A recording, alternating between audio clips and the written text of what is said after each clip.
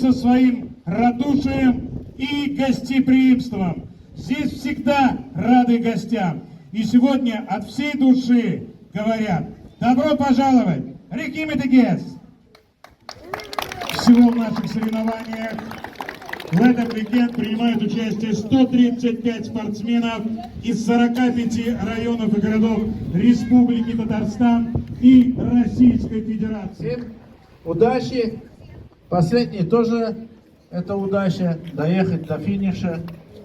Никогда не расстраивайтесь, если вы там проигрываете. В первую очередь это участие, вторая это команда. Будьте всегда вместе. Хоть в каком месте, улыбайтесь, радуйтесь этой жизни и такие возможности. Большое спасибо. Впервые в Татарстане проходят высшие национальные соревнования по картингу. И мы очень благодарны и руководству Сабинского района, и Автомобильной федерации Татарстана, которая взяла на себя эти обязательства по подготовке соревнований. И считаем, что выполнила, во всяком случае, это начало очень хорошее.